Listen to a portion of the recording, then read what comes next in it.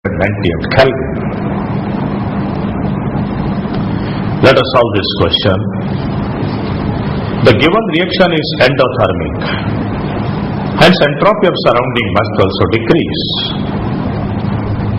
Delta S naught surrounding is equal to 617.6 into 1000 divided by 298. That amounts to minus 2072.48 Joule Kelvin inverse. Therefore, delta S naught total would be equal to minus 451.5 Joule Kelvin inverse for the system given to us, minus 2072.48 Joule Kelvin inverse, that's for surrounding.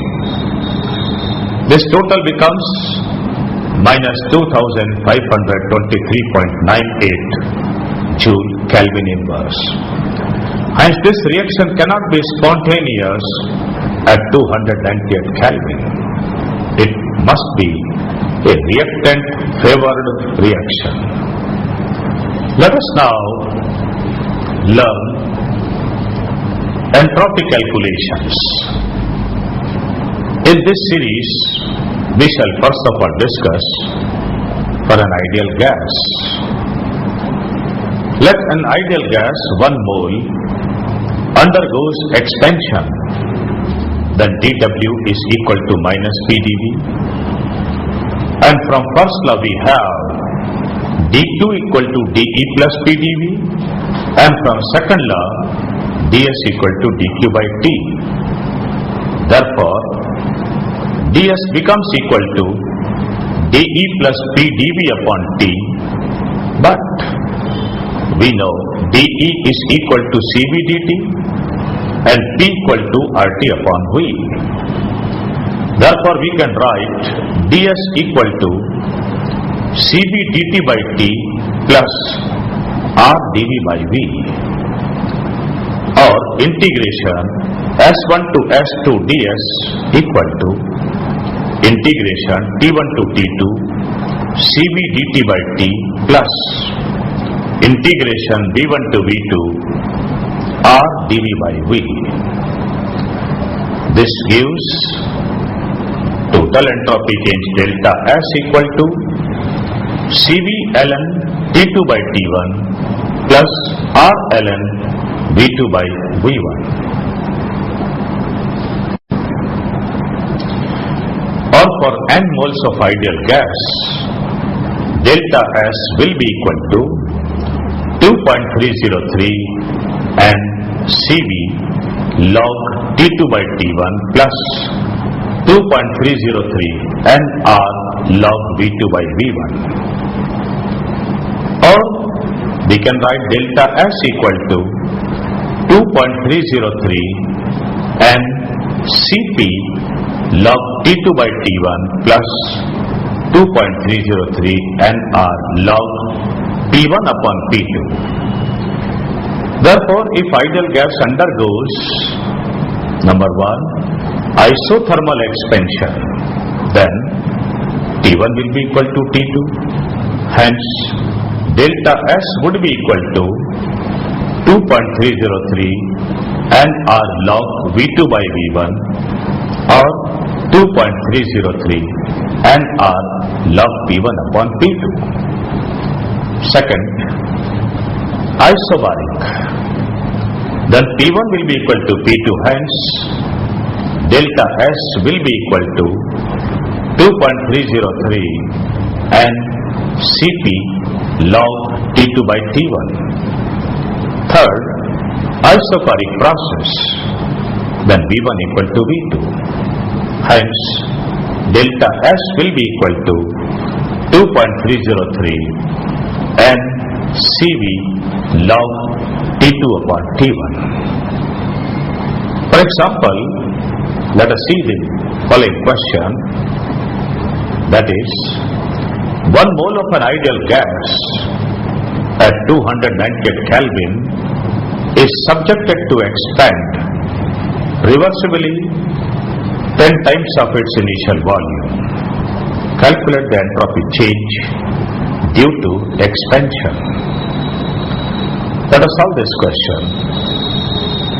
Let initial volume V1 is equal to V and the final volume V2 is equal to 10V. Number of moles N is equal to 1 and temperature is constant. Hence, we can use delta S equal to 2.303 R log V2 by V1. That's equal to 2.303 into 8.314 log 10V over V.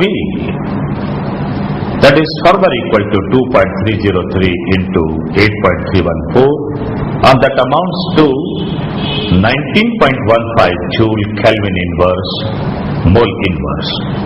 That becomes the answer of this question.